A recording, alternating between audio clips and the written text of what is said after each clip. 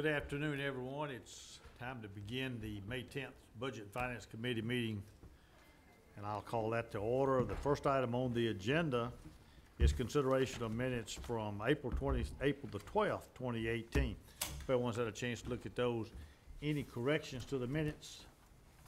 If not, I'll entertain a motion. Motion approved. Proper motion and a second. All in favor indicate by saying aye. Aye. Any opposed? Item number 2, presentation of the proposed FY 2018-2019 annual operating and capital budget. All right, good afternoon, Mr. Chairman and committee members. It's my pleasure to present to you the FY19 proposed budget for the city of Franklin, something we've been working on for several months, really throughout this whole calendar year, hearing from departments, looking at revenue projections, looking at proposals for enhancements for our services to the community. And so that culminates in the budget I'm going to present to you this afternoon. I do have about 40-some slides I'll walk through. I'll try to do that fairly quickly, and then welcome any questions you have as we walk through that, and take it from there. So without further ado, let's go to the presentation.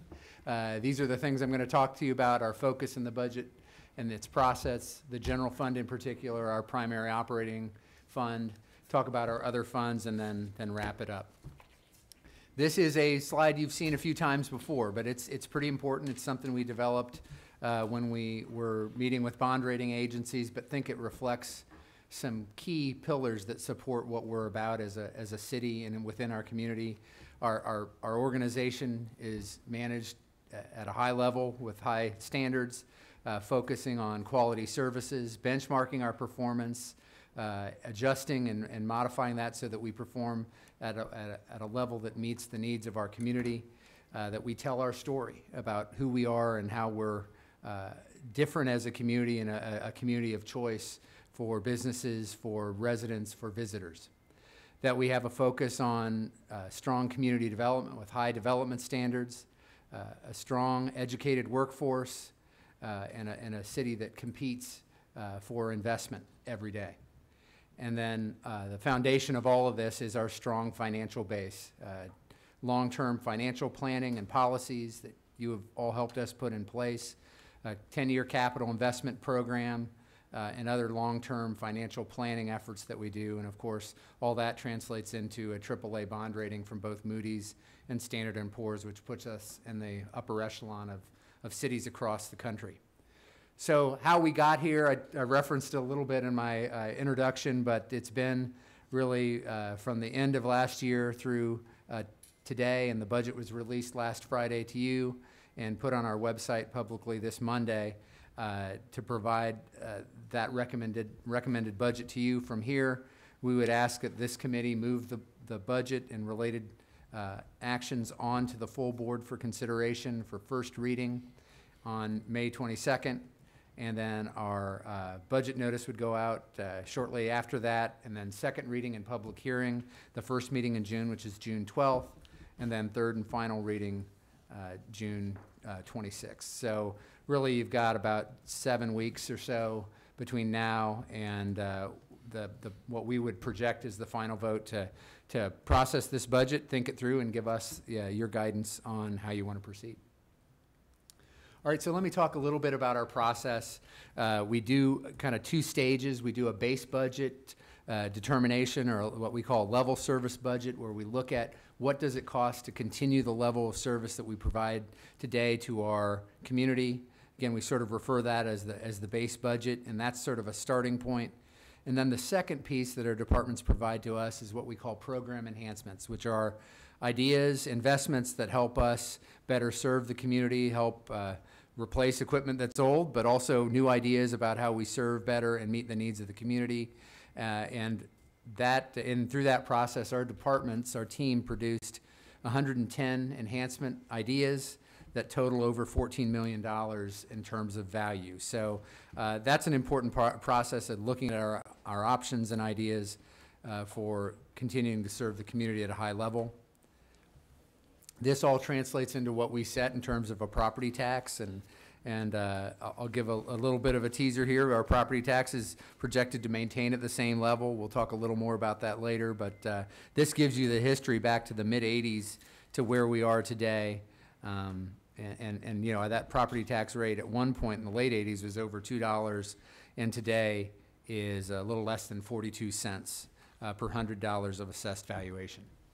We also frame this in the budget decisions and ideas in the concept of your strategic plan, Franklin Forward, and has the key 4 strategic plan areas or theme areas reflected, and we try to tie every action that's in this budget in some way or another to one of those strategic plan elements.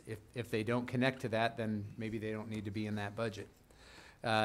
Some of the overview concepts that we try to focus in on in producing this budget is that we focus first on maintaining a high quality of services, that we focus on investing in our future, what's going to make a long-term impact, making sure that our community is in a highly competitive position, because that's what encourages investment and positive development in our community. And we're focused on not just challenges, but possibilities, and that really through all this, we want to focus on maintaining Franklin's unique quality and character. So let's get to the budget itself and some of the high-level numbers. Our general fund budget is at $70.55 million. That represents an increase of 1.7% compared to the current budget. And so that is a fairly modest increase, but does reflect some increase in personnel costs, primarily across the organization as we've updated our compensation plan, and we'll talk a little more about that later, but also addressed and expanded some needed services areas in public safety, parks, and streets. Our all funds budget, so all the different funds combined, is at $152.5 million, almost $152.6 million. And that is actually a decrease compared to the FY18 budget, as it will stand with amendments that are in process.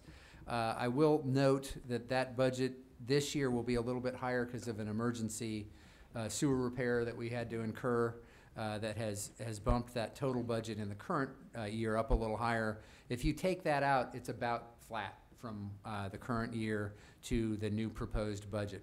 We're actually maybe down a little less than 1% compared to a like budget without that large repair. So let me hit some other highlights of this budget as we move forward. First of all, it is a balanced budget with revenues and expenditures meeting. We also have complied with the board's policies regarding debt and fund balance. Our property tax remains unchanged at just under 42 cents per $100 of assessed valuation. That does include the continuation of the dedicated 10 cents or dime of property tax for the Invest Franklin initiatives, which is a combination of infrastructure and transportation investments, and a portion of that also to meet our operating needs. With all that, we continue to be one of the lowest property tax rates in the state of Tennessee.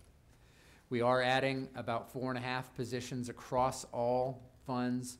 1.5 positions from that number are in the general fund. That represents a new position in engineering, and then new positions in water management and stormwater. When you look at our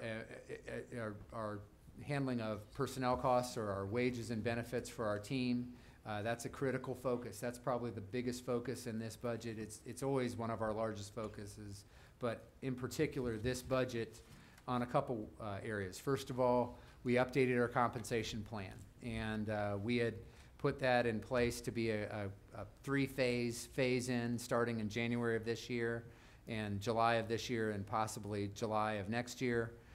We have consolidated that, accelerated that into all happening by July of 18, which is the first of the FY19 timeframe. We also provide for a general pay increase that's similar to last year, where there's a combination of 2.5% for general wage increase, and then an additional layer on top of that, which will range from an additional 0.5% to an additional 2.5%, depending on performance for our team members. On average, that'll come out to around a 4.25% increase year to year on wages. Other areas where we have increased our investments and made important decisions in this budget relate to equipment replacement, about $3.5 million there, about $500,000 or more in technology enhancements, and then facilities improvements of a similar number, $500,000.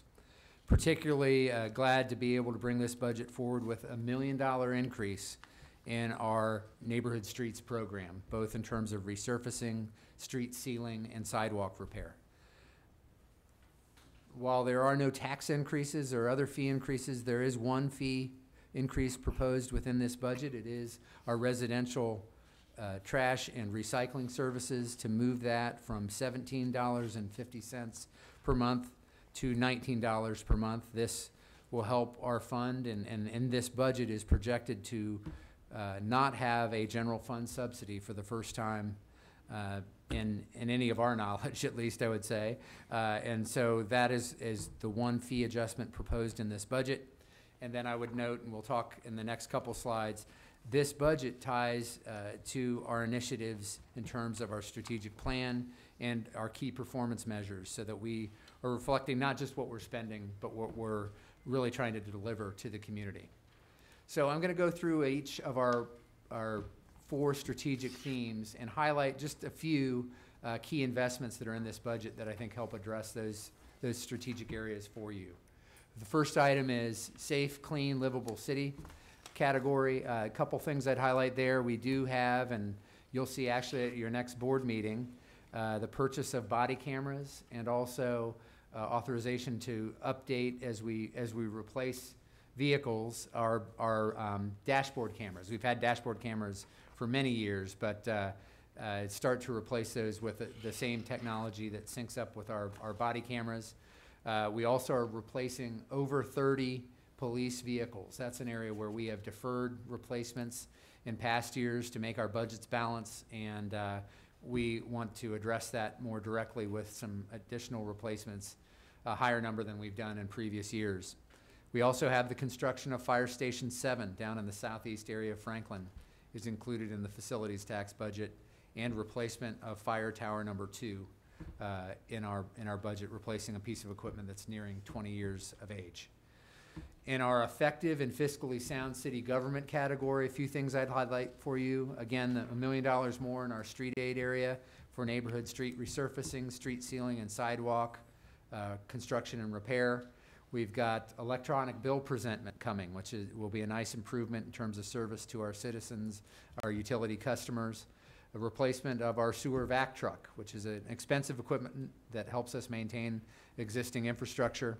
And then we do also provide for some architectural services to help us assess our needs for City Hall as a facility, both what we have and what might be the best options moving forward.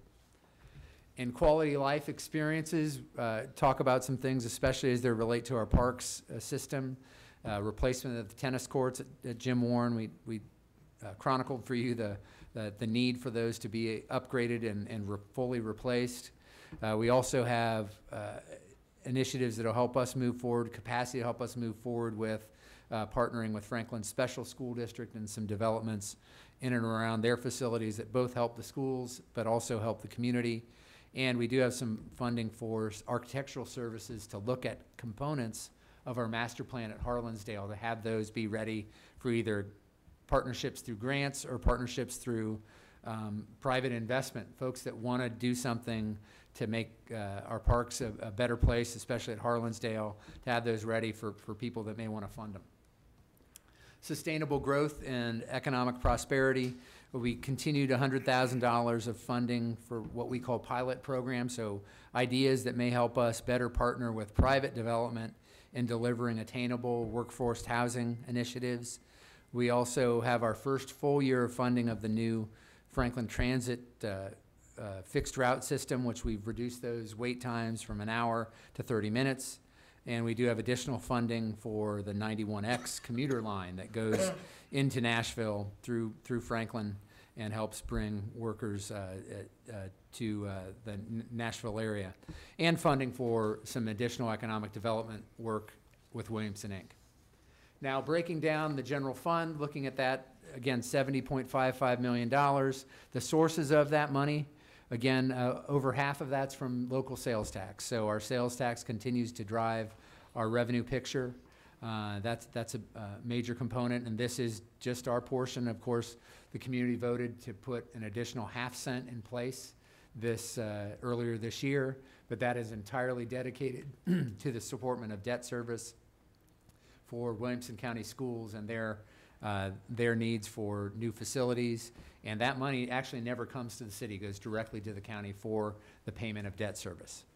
Other revenue sources you see just below 17% state shared taxes, which is combination largely of state sales tax, but other sources as well that come to the city.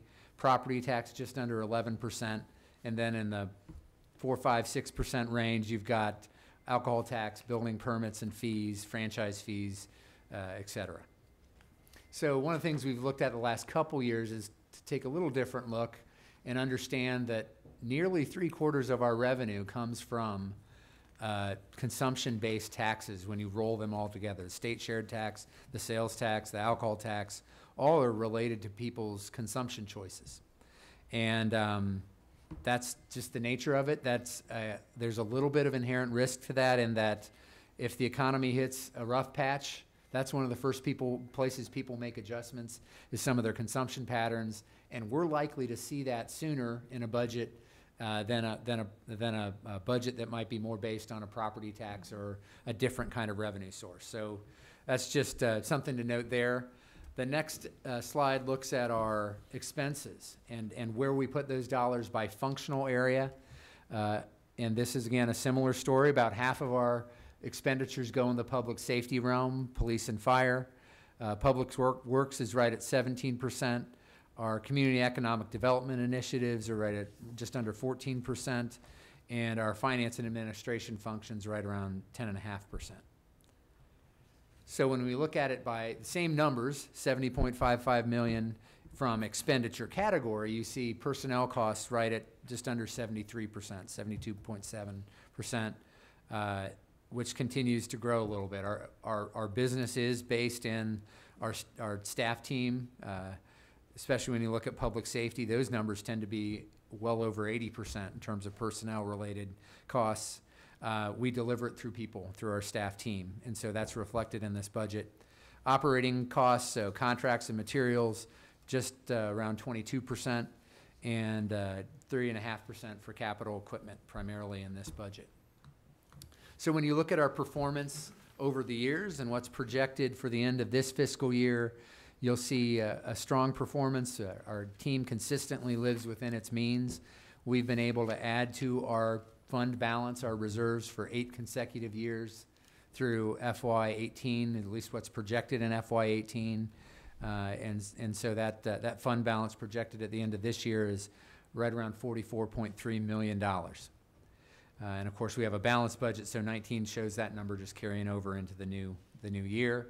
This next chart, I won't go through all of it. We'll touch on this in subsequent slides, but you see our breakdown of those various revenue sources, with sales tax again leading the way with over half of our revenue in that one category. And you see the others broken down, and it compares it to what's estimated in the current year on the far right column. So speaking of our highest revenue source, again, sales tax at $35.6 million. This is growth budget to budget of 4%. Last year at this time, we were projecting a budgeted increase of about 4.5%. So we have tamped down that growth projection a little bit from where we were a year ago, kind of reflected in not quite performing up to what we had projected against budget last year. This is a growth in our estimate of only about 2.4%. And so, again, you see that line chart on there. It shows we're the blue line, and the state growth is the red line. The last 3 years, we've gotten much closer to one another than maybe we have been historically. And the statewide growth estimates are anywhere between 2.5% and 3.75%. In terms of growth. So our 4% we feel is a pretty good number with that in mind, and also just looking at where we are. And again, this is well over half of our total revenue. The next slide compares property tax and sales tax. This has been a story we've told over the years. And actually, we've made a little progress in this area in terms of, we referenced that it's around 2 to 1. It's now about 1.7 to 1 in terms of a ratio sales tax to property tax. That's because we are seeing some additional growth in property tax. And are you saying that's good? It's good from the standpoint of having a little more Stability. diversification. Yeah. It's slight, honestly, but it is, and we're being a little more realistic in our projection Yeah, I in agree. property tax. We've really kind of assumed in some past years, we didn't believe it till we saw it on the tax rolls. We've assumed a modest 3% growth in property tax. Last year, we saw numbers well above that, but thought that was reasonable to place in here too. Most cities in Tennessee are the inverse of this. Exactly, Property tax is exactly. somewhere around 2 to 1 compared to sales tax. So again, it's part of why we carry a little higher fund balance than a lot of cities, because of that inherent change that can happen quickly with a consumption-based tax being your primary revenue. Next slide talks about our intergovernmental revenue. Again, this is what we frequently refer to as state shared tax. It's granted to us based on a per capita number that's calculated at the state. It is a blend of state collected sales tax along with some other sources. We are seeing a decrease year to year in this area.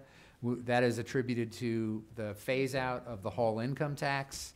And there also was some changes in the formula at the state level about what's eligible for the application of state sales tax as a counterbalance to the Improve Act a year ago that enhanced funding for transportation-related investments through the gas tax. There was some offset with making certain other purchase elements not susceptible to the sales tax or applied to the sales tax.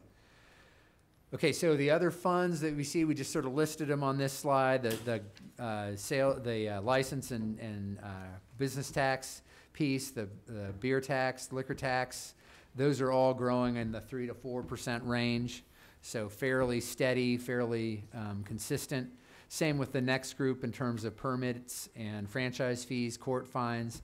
Interest earnings are significantly higher, but it's on a pretty low base from where it's starting. It's actually, I think, around 19% growth year to year, but earnings have been so low because interest rates have been so low. We are starting to see some growth there in terms of that rate. Fund balance summary, I've referenced this before, but when you look at what's projected for the end of the current fiscal year, we'll be somewhere in the 65, 66% range in terms of our fund balance in the general fund compared to annual revenues or expenditures, depending on what you look at, which is well above our policy. It does also provide some capacity to use some of that cash to go towards capital projects. You established a policy saying anything above 45% would be eligible to use for projects. And so that's somewhere in the $11 million plus range in terms of those available funds. Then you look at general fund expenses. This breaks it out by the broader service categories of governance, public safety, finance. I will caution you a little bit. This chart is a little deceiving because that bottom other operating expenses, we pool all the funds for the pay adjustments, et cetera, in our non-departmental or our general expense category, and then we distribute them out to the departments later in the year. So that's a little inflated, and it always is at this time of year when you look at these numbers. So again, personnel costs are our big funding component within the general fund, and there are a few key portions here I'd like to touch on. First, our general pay increase is again similar to last year. It's got two components. First component is a general pay increase of 2.5% to all of our team members. I would note that inflationary calculation we just did for our pension recipients is around 2.1%, so we're a little better than the inflationary number as a base.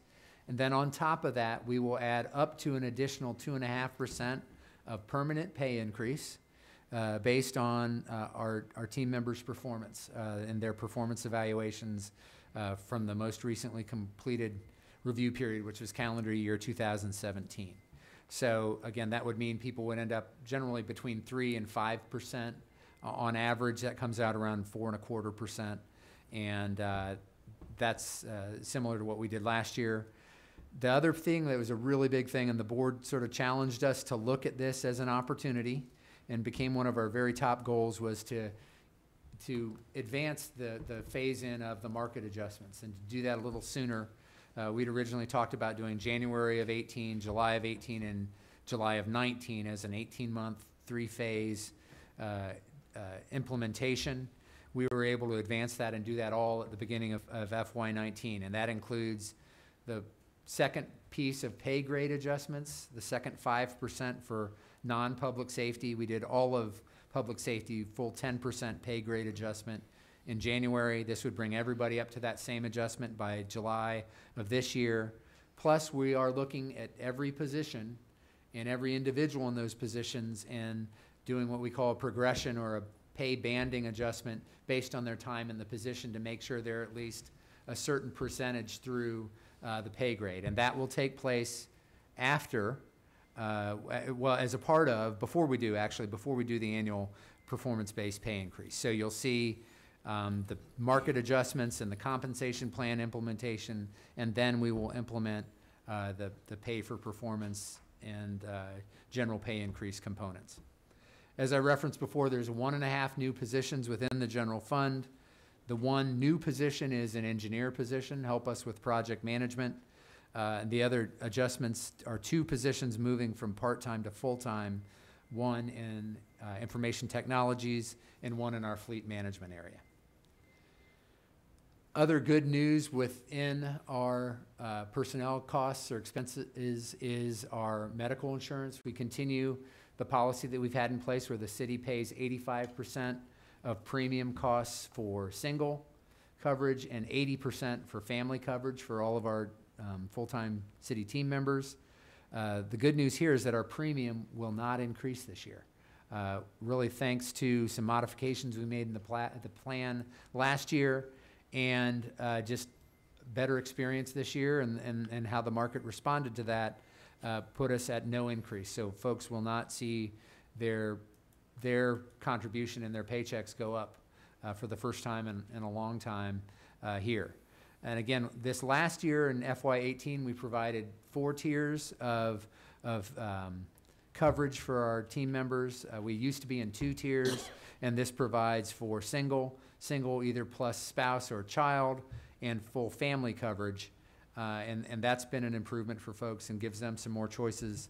The thing that is a new addition in 19 is a truly differentiated plan for a high deductible health insurance plan coupled with a health savings account option for our team members. So we're sharing that with everybody now as we're getting ready to get into open enrollment, but that is a new option for folks to look at. And then, of course, as we've done in all of our personnel expenses for the last almost 10 years now, we do apply a turnover factor, about 3.5%.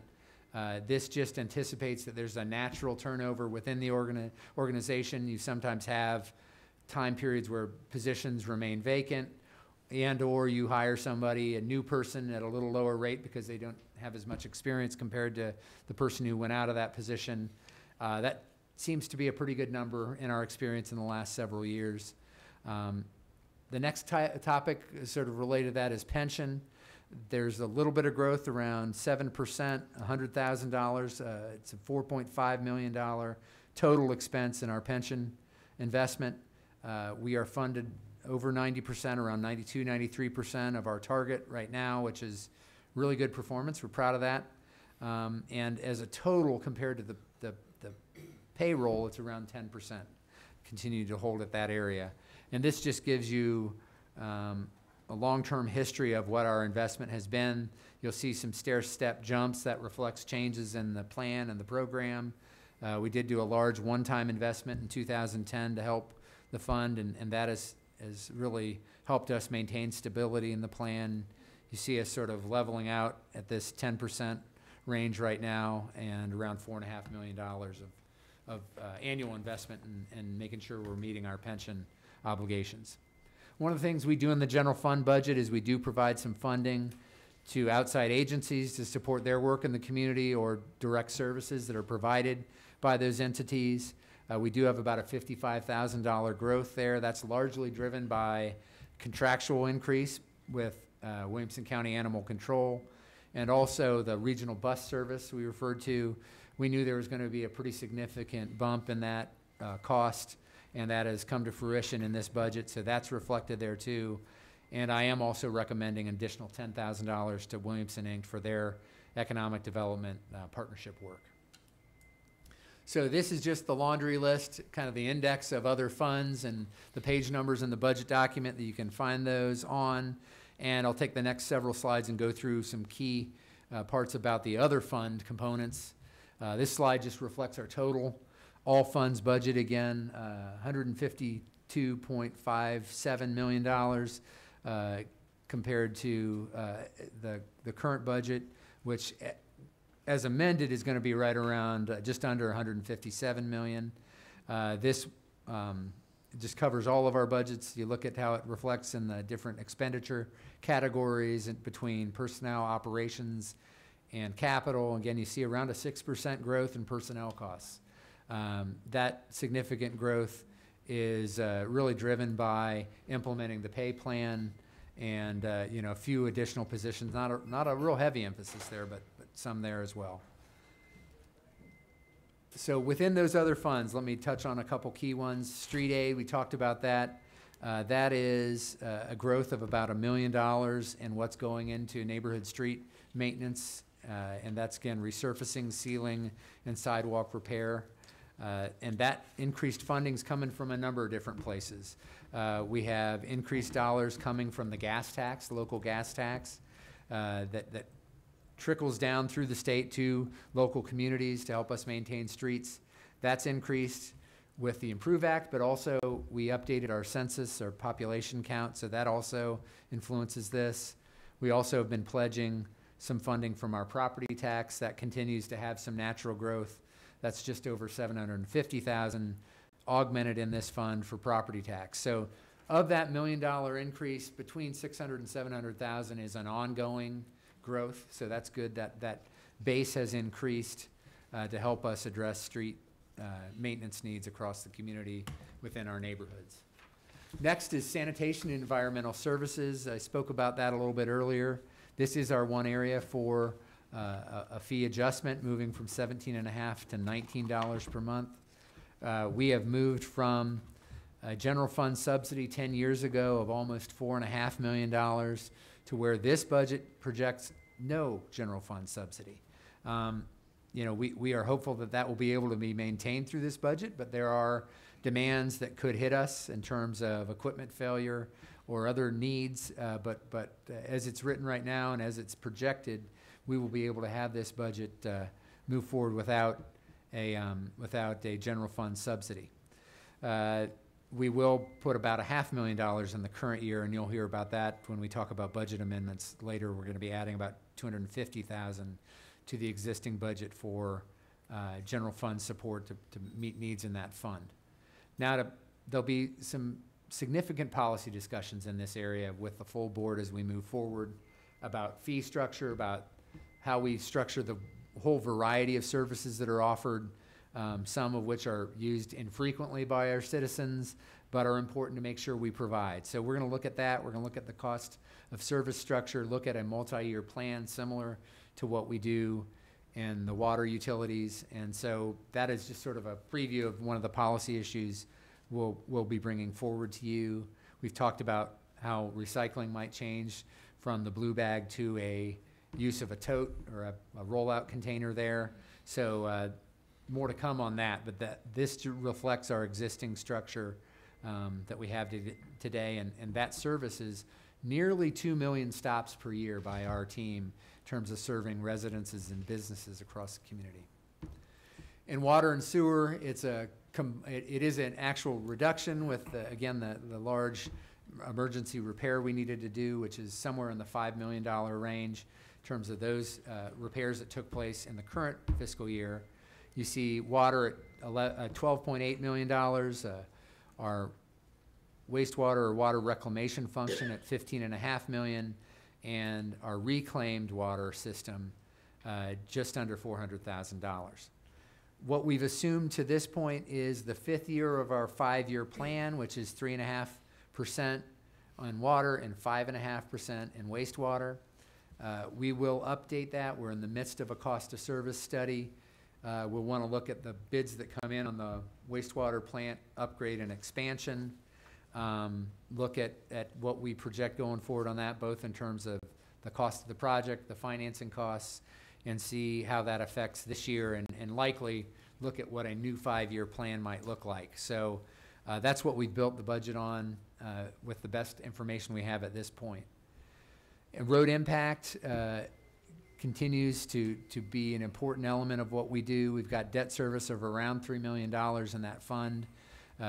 We are projecting revenue of around $8 million coming in, and $5.7 million of estimated expenses. So along with debt service, we've got some other payment for completed projects that the road impact fund will provide. Facilities tax, really the main item there is Fire Station 7. We're operating in the southeast, just on the south section of the Ag Center, County Ag Center, a temporary station. We look to start construction on that new station early in the fiscal year, this summer. It's going out to bid very soon, and we'll see that move forward. We do also have some equipment in sanitation and in fire. We have a enhancement to the training center that are both growth-related expansions that are also in the facilities tax. But you're going to have a significant, about $8 million fund balance carrying forward in facilities that will help you do some capital projects. Stormwater is $6 million proposed budget. We've got one new position. We are looking to move forward with some capital projects that we've been planning for some time there. So that'll be an important element to look at. Hotel motel tax, this is actually, in terms of what's appropriated, a reduction, but there is capacity in this budget also as you look at capital projects to program more of that money to help with the update of the capital investment plan, which we expect to start talking about around midsummer. But you've also got debt service for Harlansdale and Eastern Flank continuing. I think our 3rd or 4th payment on the Carter Hill property acquisition is also included in there, as well as our ongoing support for the Convention and Visitors Bureau in that fund. Debt service is actually slightly down, that fund overall in FY19. You take about $8.7 million of property taxes off the top to go to our general obligation debt responsibilities, and then the balance goes to our general fund operations. So big picture, just to wrap it up, again, it's a $70.55 million general fund budget and a $152.5 million all funds budget. It continues the important work of Invest Franklin in terms of supporting projects and operations that meet our growing community's needs. We're focused on meeting the budget goals that were set for us, and we have objectives and measures throughout the budget that reflect our progress on the strategic plan and key needs in the community. The budget has key program enhancements to help us, especially in public safety and growth-related areas. And again, our reserves remain very strong, healthy, to help us support the community and remain a top-notch AAA-rated community. That concludes my presentation. I want to offer my thanks to our team for the fine work they've done, the committee, and sitting through all these presentations for the last 4+ months and hearing what departments are presenting and have to say about how they serve the community well. I want to thank our leadership team and the department directors for their passion for the work they do and the hard work they and their teams put in putting this information forward. Michael Walters-Young shepherds us through this. His leadership is greatly appreciated as we work through this process every year with you and with our team. The assistant city administrators all really offer a lot of help and counsel as we make these decisions. Our human resources department works closely with all the departments to make sure we've got it right in terms of positions and people. And, this is a team effort, and I'm proud to present this to you tonight, so, or this afternoon. So glad to take any questions you have or any discussion you'd like to have about the FY19 budget. Committee members? I need a drink.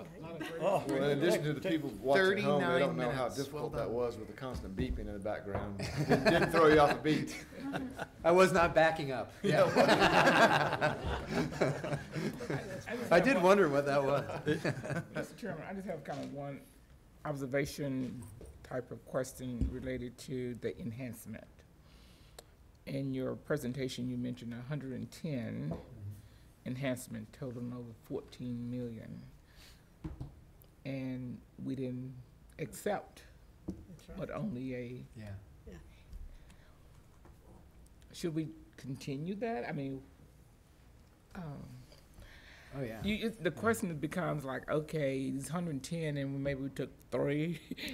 Well, you did a I'm lot just- more than that. I'm just actually. saying that. When you look at the general Okay. fund, Yes. and Michael can help me So- if my numbers are a little off, it was somewhere in excess of $10 million in the general fund, like 10 and a half, and we did about half of that. Okay. So, okay. which is actually, as a percentage, probably the highest percentage we've Of done the in the 10 years enhancement. I've been doing budgets here. Of the enhance, I just want to make So- sure that the staff who are creating these enhancements, is that there is a possibility Yeah. that they may actually get accepted, Mm-hmm. or 50-50 chance. Yeah. And I know it's based on money and what's coming in and budgets and stuff And like that. people know resources are always a challenge. You always have more needs, ideas than you have money. Right. And so there's always those hard choices. But I think it's really healthy and important that departments step back and say, what are our needs? And I think there's an understanding too that, we're doing an annual budget, but we're also thinking longer term than that.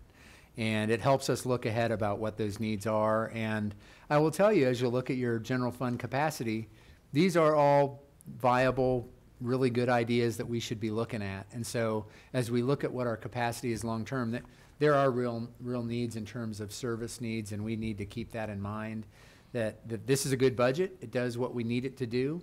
But there are things on the table that could be beneficial to the community that we just can't afford to do, and that we need to keep looking at as we build budgets in the future, and how does that need match other demands in the community. So Yeah. I think it's a healthy process. It's a good opportunity to engage with departments. That's a pretty decent, actually, batting average, in my opinion, in terms of getting some of these implemented and doing it in a financially responsible, live within our means type of approach. So that's a good question. But I think it is healthy. I think it And I serves us well. agree. I like the stretching of the departments to say, okay, what if you could, what could make this even better? Mm-hmm. Give us some ideas. And I like that, being creative and making that. And I like giving them the opportunity Yeah. to do it. I mean, I see them before you see them, but it's really their opportunity to tell their story about what's going on in their department and how, what are the opportunities going forward too, to enhance services or do things better or different. And, I want to give them that chance to be heard. And there are things that are in there that we decided to do that maybe we've looked at 2 and 3 years before this and just Yeah. couldn't quite do it. And we either found a way to do it a different way, or the time came that we could afford it and do it. So I think it is a good process. It lays the groundwork, not just for this year, but for future years. And it's a healthy process. In your budget books, page 372 of Appendix H has the summaries per department.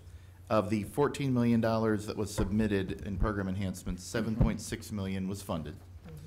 5.77 million of the over $11 million of general fund requests were funded. So each fund had over 50%, 60 in some cases, 75% of their recommendations or requests actually funded. But as Eric said, we try to do this every year so that you can see, number one, everything that's been requested is in one place, that back appendix. What's actually recommended to be funded is in blue in that one place. And really to build the case.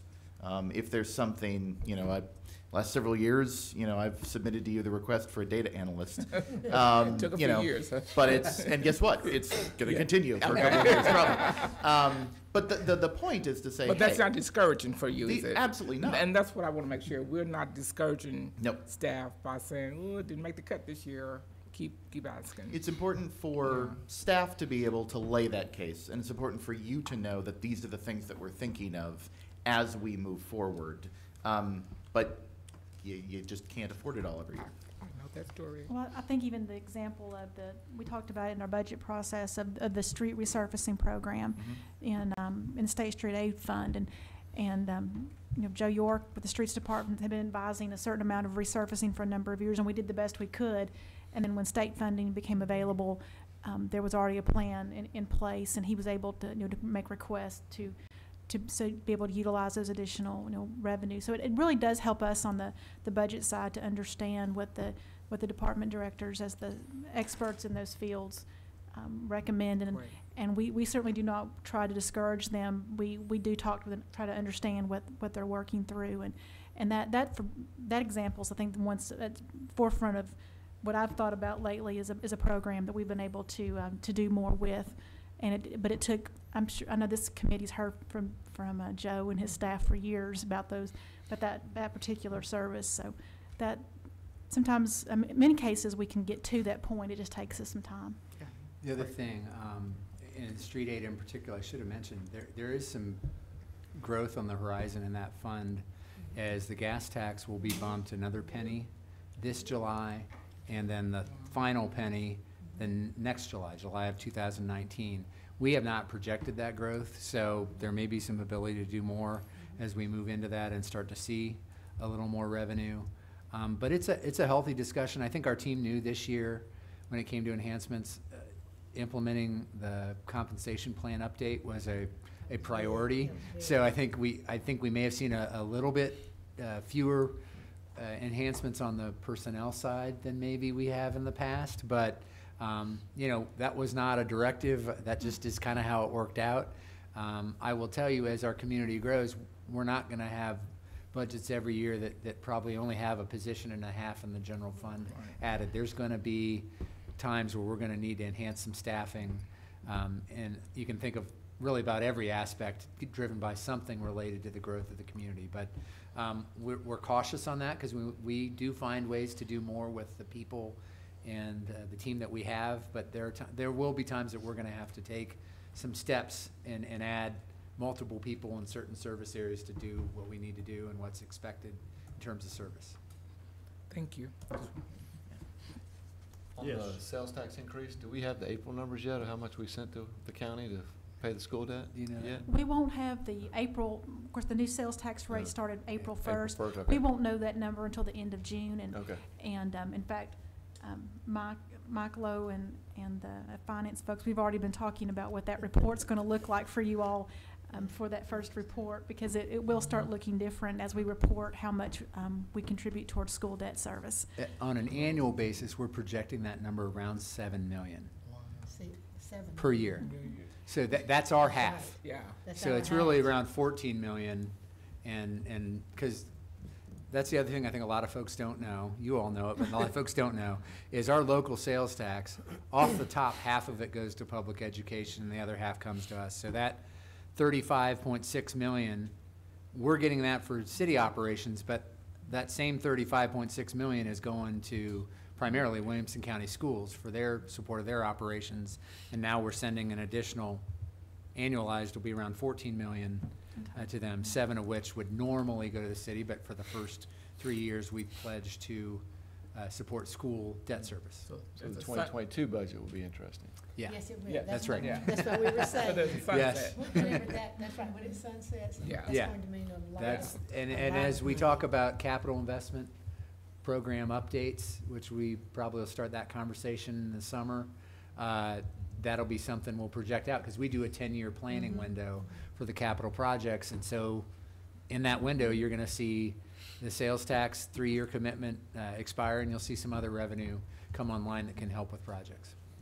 Good. Margaret? Two things. First of all, this is a wonderful document, wonderful presentation. I really admire you for it. I don't know how you did it, but it was great. Two things.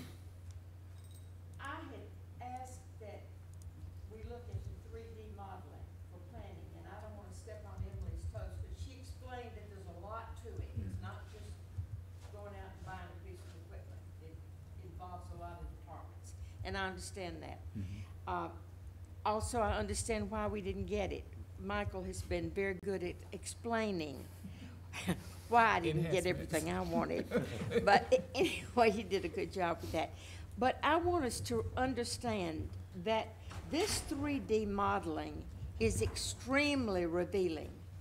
And I can understand why developers would not want to produce this at a presentation for their project. It is very revealing.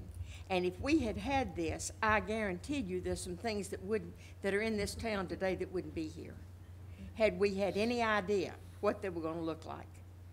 And I would like for us to realize the importance of this, and I don't think we can depend on developers or architects or whomever to get their own 3D modeling. I think we need our own, so that when a project comes in, planning can look at it and say, the board would never accept this. And they know, and you look around this town and you would see some things that wouldn't be here today. And so I don't think you can second guess those pictures. They are very important. Another thing, and this is my opinion, I think we need to increase our giving to nonprofits by 5% for next year, or maybe 5% every year. I don't know. I think when this city is doing well and when we're in good shape financially, we need to be sharing with our own. That's what makes us special. This is the heart of the city, that we take care of our own folks. What we're doing is nothing compared to what they need, but it is a symbol of that we care for them. And I would like to see us talk about that anyway. And I know that a lot of you don't agree with that, but that would be my opinion for next year. So when we begin to talk about next year, this thing on page 18, I'd like to see it go up at least a little bit for our nonprofits. But not in this one. But not in this one, right? No, not in Okay. this one, Sound like a future enhancement. Yeah, future enhancement. And you mentioned the 3D modeling. We're going to continue to look at that. My judgment was we weren't at a point that we knew the best option for us on And that. I understand that. I It's a timing as much as a expenditure issue. in my I mind. just want everybody to understand the importance of that. Yeah.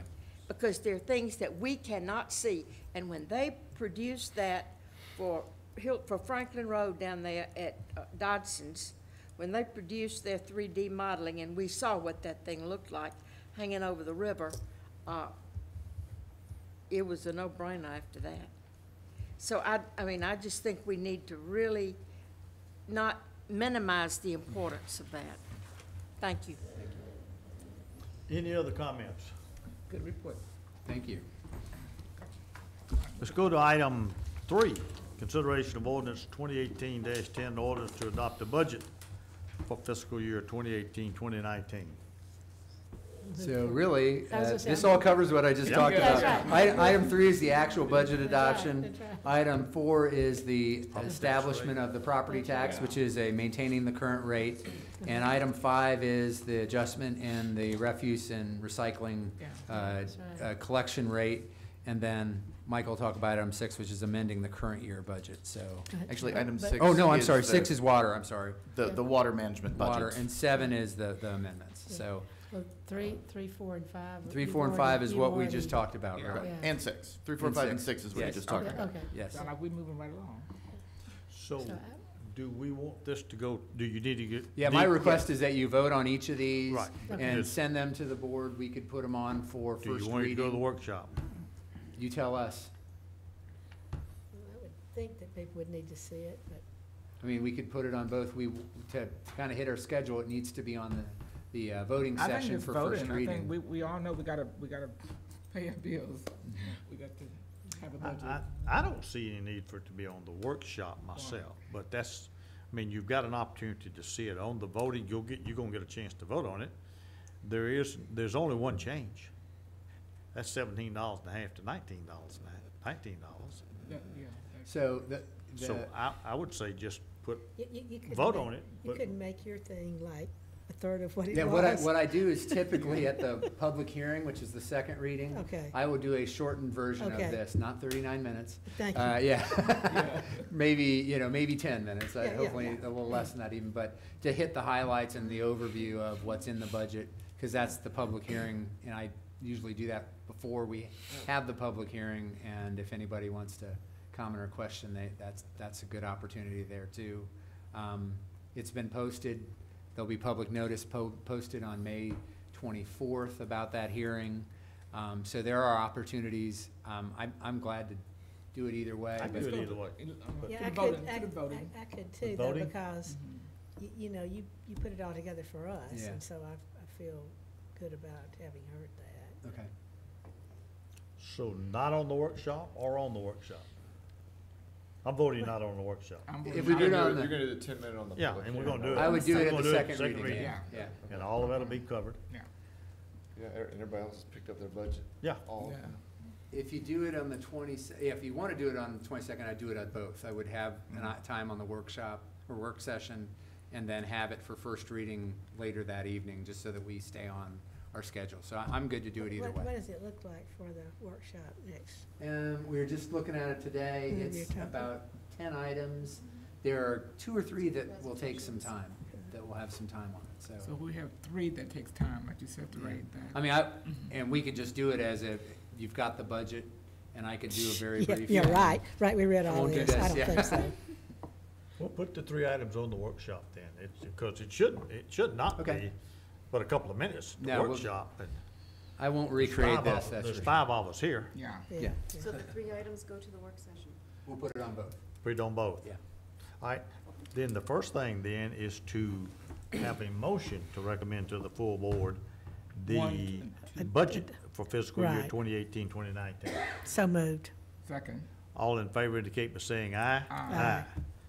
Item 4 is the ordinance to establish a property tax rate for fiscal year 2019. So moved. Second. All, proper motion is second. All in favor indicate by saying aye. Aye. Item 5, consideration of ordinance 2018-12, an ordinance to amend Appendix A, Chapter 17 of the Municipal Code regarding refuge and trash disposal rates. That's the 17.5 to Move for 19. approval to go to, Okay? yes. Second. I want to make a comment about that. Okay. I think that there will be quite a number of households that will be paying more for this than they are paying in their property tax. I'm just saying. Cost of service. Oh, and that's, I don't, I I, guess you know, that's I'm not relevant. disagreeing to do Which- it. Which way? Because that is a service. The only thing I'd say to that is to this. There probably are people who are single people in the household by themselves who don't generate the $19 worth Oh, of yeah, trash sure. in their weekly pickup, whereas there are some who probably generate $38 worth of That's right, I trash agree, pickup. I agree. And they've got it overflowing on the outside of the trash can, and the guy has to stop, pick it up, put it back in the trash can so he can dump it in there.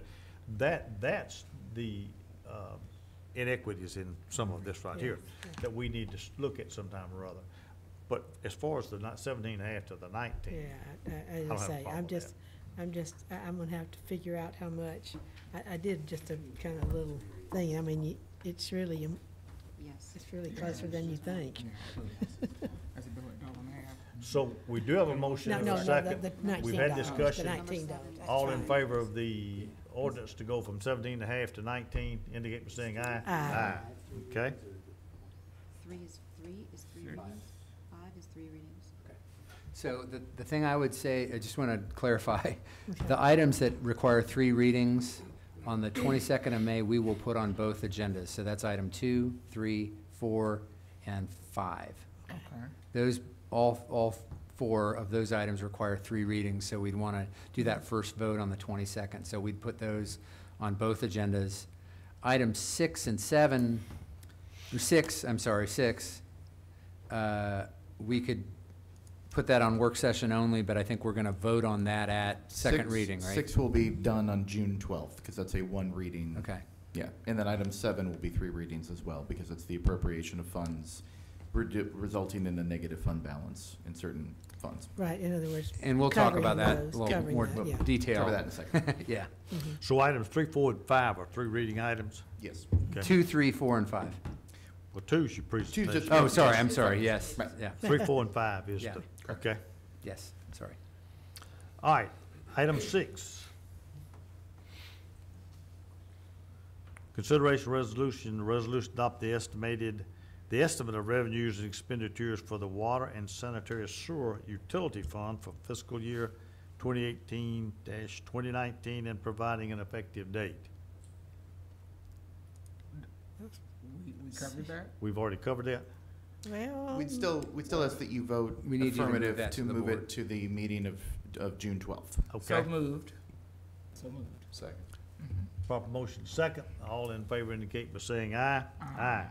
What we'll do is have that one at the work session as well on the 22nd of May, but you will not vote on it until June 12th, Okay. okay, because it really. because this it's a just- one vote. I was gonna item. say, but it just says estimate of revenues and expenditures, but it doesn't really have any of the details, right? So this, correct, it When will you reference estimate, the you don't get budget, it details. references Exactly. the budget book itself. We do Yeah. this as sort of a belt and suspenders to get the budget passed through the state. If you Yeah. remember in the past, we used to have water and sewer passed at a later time. That's right. Now we That's true. incorporate it to make sure that we pass the comptroller's office approvals.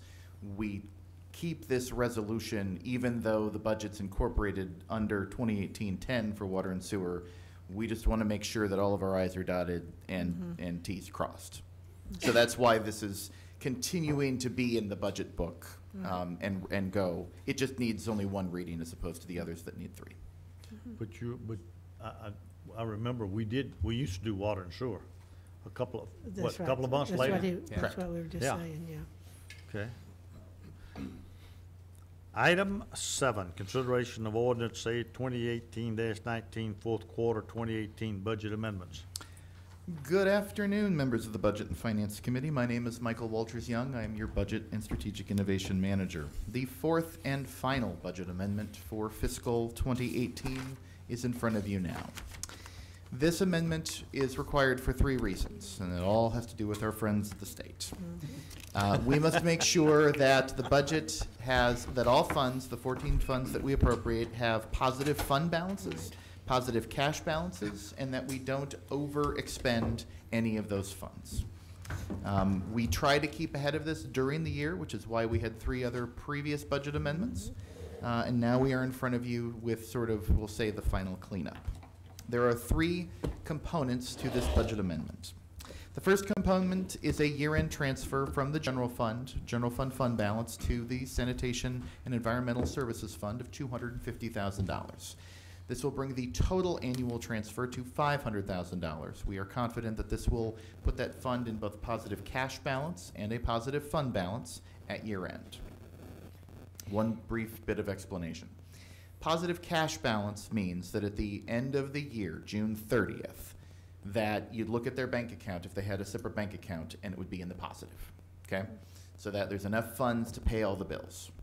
Positive fund balance is a requirement of the state, which says that we have to have at least 1 month's worth of expenditures in reserve, so that if the bills hadn't come in yet, but we had made the reservation, set up a receivable for them, and we were going to close the fund, which we're not going to do, but if we did, that we could demonstrate to the state that we had sufficient funds available to pay off that 1 month's worth of bills. Most of our funds have far more than 1 month's worth of bills. Look at the general fund, for example, at 63, 65%, that's 8 months theoretically of fund balance. But that's the difference between a cash balance and a fund balance. The second amendment, or component of this amendment, is a transfer of $1.5 million from the Road Impact Fund to the Multipurpose Capital Projects Fund. If you remember, several months ago, we came in front of you with an update as to our ongoing efforts to sort of clean up, if you will, the Multipurpose Capital Projects Fund and make sure that that is truly in a positive balance. It is via the books and via the audit, of course, because we borrowed a lot of money last year, and that inflated and brought that line back above the green. However, we have estimated about $5.8 million attributable to the South Carruthers project and road projects down there that we just did not have an assigned funding source for. This year, our plan as of June 30th is to take this $1.5 million from road impact plus the 2 years worth of $1.5 cents collected in 2015 and 2016, which is in that fund but not designated, and let it fall into that fund to sort of take care of half of that remaining fund balance, or fund deficit, if you will. Next year, we're going to come back to you. The plan is at the end of fiscal 19 and hopefully do the exact same thing. We take another $1.5 million for road impact next year and then probably transfer general fund balance, and that would clean it up in its entirety. We're watching this like hawks in finance. We get reports, Mike and I, from Glenda Driver every week practically, as to the status of Fund 310 and 311. We don't want to appropriate everything we would want out of road impact right now, though, because we just want to see how the collections go next year and whether or not this fund in and of itself can accommodate a full $3 million worth of transfer. But that's the plan over 2 fiscal years. Okay? And then the final component of this amendment is a rather significant amendment to the water management fund, the water and wastewater funds. There are 5 separate components as a part of this amendment. The first is we would allocate $5.3 million worth of fund balance and add it to revenues. The 4 final components are increases to expenses. First, increasing the water plant budget by $1.3 million to account for sharply higher water purchase costs. We had estimated about $4 million worth of water purchase costs, and we're estimating now about $5.3 million in total expenses in fiscal year 19. Is that volume? I think it's more reflective of, we've been in the middle of the construction project, so we've not been producing water at the rate we typically would. So it's sort of the timing of how the Okay. project worked is the best explanation I have. I don't know if there's anything else to, yeah. So it was our best guess about what and how long that would take when we did the budget a year ago, and it's eaten up more of the year, I think, in terms of needing to be off of treating our own water, which we're doing now with the new system, but that really covers it. So are we through with the water plant?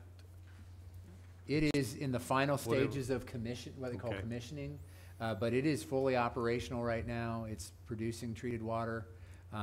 We'll do an official kind of ribbon cutting in June for it, but it's doing its job and Okay. doing it very well from everything we can tell. The second expenditure increase is $1.88 million in water general expenses. This is directly attributable to various capital projects and costs of the plant itself. Whether or not these costs will remain here in water general or get transferred off to another part of the water funds, will take care of at year end. We always knew this, then to translate this, we borrowed $12 million for the costs of the plant, but the total amount is closer to 15-ish. We used several $1 million in cash toward that project, and of course, the $12 million were spent. We borrowed the money in February of 17, and that $12 million was spent by early fall. So the bond proceeds have been spent quite a few Mhm. months And ago. we knew there'd be a cash component for the project as well. Yes. That's what this is. The final 2 components are in the wastewater fund, and that would be wastewater plant expenses of $1.7 million and wastewater general expenses of $4.3 million. The bulk of this is attributable to the costs of repairing the 54-inch line. There's a separate component, however, of several $100,000 for emergency roof repairs at the wastewater treatment plant. All of these are for very important buildings for the current operation and buildings which will be maintained in the new plant. So we felt that the investment to repair the roofs, A, it was time sensitive because there were just fundamental components that the roofs were getting ready to fail. And B, knowing that we would be reusing the structures, it seemed a wise investment to go ahead and take care of this now. Total increases for expenses in the water management fund are over $9 million. Now you'll note, $5.3 million in fund balance and $9 million does not exactly equal. However, we budget significantly higher revenues annually than we do expenses in this fund, and we are taking the estimated revenues that are estimated to come in as part of this balancing act. So $3 to $4 million is what we anticipated actually contributing to fund balance in fiscal 18. That will not happen because of these expenditures. I will also note this is the first and only time we've come back to you with amending the budget for the 54-inch line. You've, of course, executed contracts and given us the authority to make the emergency repairs, but we had not come back to you to fix the budget yet. We are also hopeful that this is going to be more than they're going to need at year end. But because we do this in May, and there's 2 more months of the fiscal year to go, we always caution ourselves to be prudent and to give ourselves a little bit of extra capacity. They'll manage the budget incredibly well, but if there are other capital needs that come up, we want to make sure that they've got just a little bit of extra capacity to get us through to June 30th. My other question to you, but it will be to whoever wants to, so have we managed to have any way of recouping some of these costs? Yeah, we are in the midst of that process. There is litigation that is underway, and it relates to the contractor, the designer, and everyone involved. Okay. So, we're working through that, and that's going to be part of determining our ability to recoup some of that. We had to make the repairs. We've documented those costs and documented the conditions that were in place that point to some of those concerns, and we're pursuing it through litigation. And I'll also add, we have a staff group that manages the cash and the cash flow, the liquidity of all of our city investments, and certainly we do that for the water and sewer fund. We actually just met Monday morning to go through that, and while we certainly have been planning to put cash toward the wastewater treatment plant project, we had unrestricted net position in water and sewer fund of $30 million on June 30th, 2017. And so we anticipated having accounting financial statements that would look similar to what we're talking about here in coming years. As we worked on that wastewater treatment plant project, we'd be using cash reserves to help pay a portion of that large project. So from the accounting perspective, the financial reports for 2018 will look similar to what we'll be seeing in future years as that project gets underway. So just wanted to give that a little bit of background that, certainly this year the 54-inch line's a large project, and we're pulling into reserves to pay for that. But in the next 2, 3, 4 fiscal years, we'll, as Mike and I were talking with our folks Monday morning, we're going to be using some of these reserves to help pay for other projects within the water and sewer fund. And we are actively managing those plans, as well as working with our staff in water management to understand what those cash flow needs will be. And that's one reason we upped the rates Mhm. early. Oh, absolutely. We're trying to get to where we needed to go over many years as opposed to doing one large increase. Wanted to touch on one other item outside of water and sewer that is a bit of an uncertainty right now. Working with, and Michael, Mike, Christine, please chime in to clarify if I'm not quite covering it. But with the transit fund, the transit operation is working on the timing of getting their federal reimbursements. And we are not sure how that timing is going to work. So you may get an updated version of this amendment close to the time it comes before you, either first reading in May or even second reading in June, because we're trying to get clarity on when that comes in. We may need to put some dollars in there to help cover that so that fund stays at a positive balance. That's really a timing issue. That's not really putting more expenditure from the city in place. It's putting funds in place to cover it so that fund doesn't go into a deficit position. Those federal reimbursements are coming. It's a matter of when. Yeah. And so we just have a responsibility, because we are their operating fund, to make sure it stays in a positive fund balance position. And we just don't know. Christine and Michael and Mike and I sort of made the decision to let's kind of see where we are. Let's get a little more time, because we know that the appropriate requests have been made. It's a matter of when it comes through. Obviously, they've had some staff changes and issues there. They've got some people in place who are managing that, and we know it's going to happen. It's just a matter of when. So just be prepared for a change or an update related to that issue.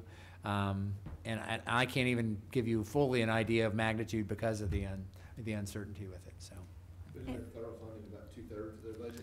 It is. Yeah. It's significant. It's a lot. Any transit operation is a significant federal investment in funds. And of course, federal fiscal years are October.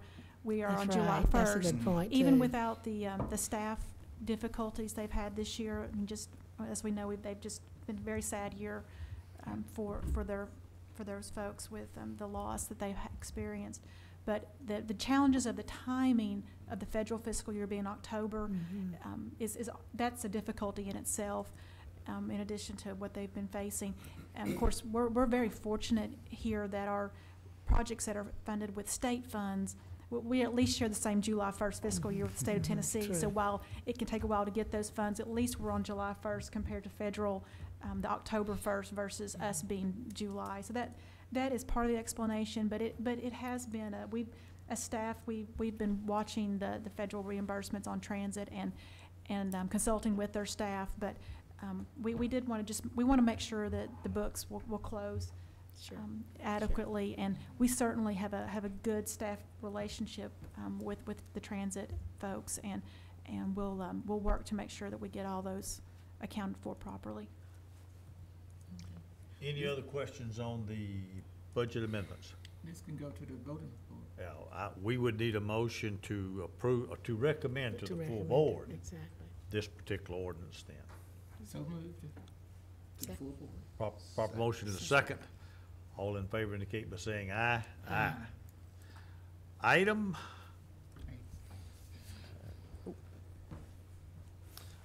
8, review of travel policy updates. Good afternoon. While Are you traveling? I'm He traveled from his office to that chair. That's it.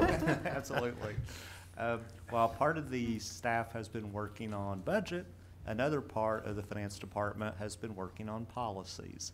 And what you have in front of you are 3 proposals that would be looked at in the month of June. And what we thought tonight, though, is essentially just to give you a preview, even though we'd like to go through all the items in June, because we know that since the board is the one that oversees policies, we thought it would be an opportunity for you before June's meeting to be able to see what those proposals are. So for example, and I might just take each one of them separate, is for the travel policy, one of the things that came up internally is the policy talks about doing an employee travel reimbursement within 10 days. And it was one we thought, well, what should it be? Is 10 days really the best practice? And what we realized is the IRS says it needs to be within 60 days, and here we have 10 days in our policy. So one of the items is we're going to request if we can change this from 10 days to be 30 days, which would be within the IRS's time period. So it's those kind of changes that we're going to be bringing to you. And we've talked about them internally with the city administrator. We've talked with the leadership team. We've let legal look at them. And even our auditor, he even had a recommendation since federal grants are sometimes impacted by travel. We've even let him look at it. But what we might ask is, even though we're not requesting any action tonight, is if you have something you would like us to include in the policy, please let us know, and we'll be sure to include it before we come back in June with the resolution, as well as the updated policy with those proposals in it. And you've made a lot of the details specific instead of just kind of, up in the air in a way. But it seemed okay to me. I mean, as somebody who's had to do things like this before, they seem Exactly. very reasonable to me. Yeah. Was that what you would think? Yeah, and that's what it is. So we're trying to bring what we feel are the best practices into the policy. So we thought what we'd do in June is go through each of these, and then if you had any comments as we went through them, then we could, of course, even make changes in June. And this is one, if I just add that this policy had not been had a full review in I think it was in 2005. Exactly. And one of the places we did start was looking at what are the current IRS rules, because travel is something that the IRS looks at. And in addition to, we talked to our folks about what's practical, and what Mike gave a good example is what's practical on the reimbursement, for instance. 10 days can be difficult if someone's supervisor's maybe out of the office, or but 30 days seemed very reasonable for the different circumstances, and it was within IRS regulations, as Mike noted. So we did try to marry what the IRS gives guidance on, or the other rules are, compared, and also what's practical, and put those together in some of these recommendations. Seems good to me. Any other questions? Item 9, review of the HR manual updates pertaining to payroll. This item is similar to the previous item, and we have Kevin Townsell mention on this item because the payroll policies are actually within the Human Resources Manual. Yeah. So we've actually gone over these changes with him as well.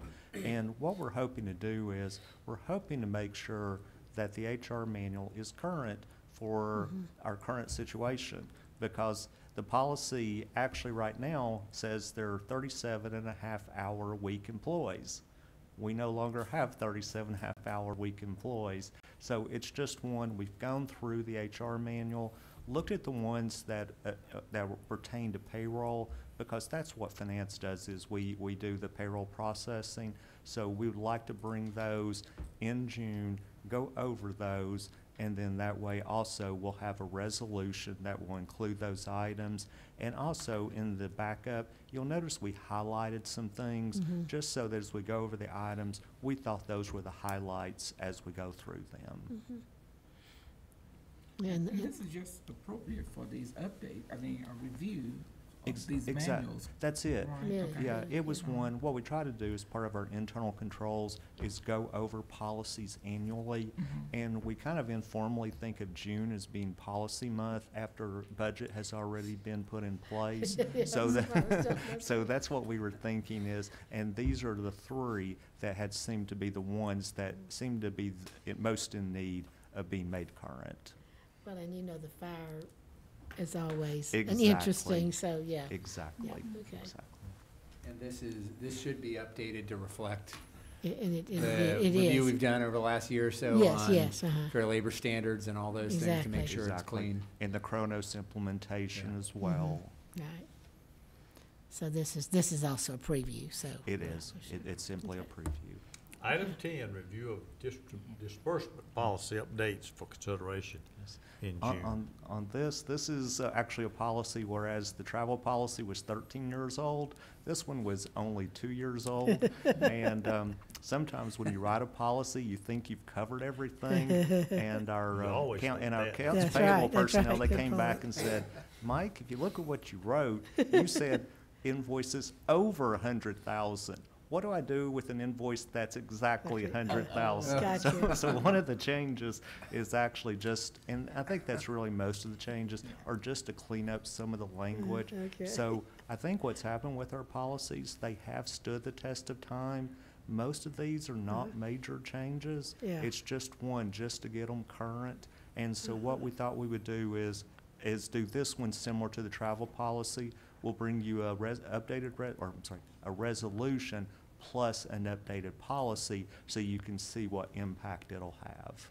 And then again, we'll go over each of those items at your next meeting. Okay.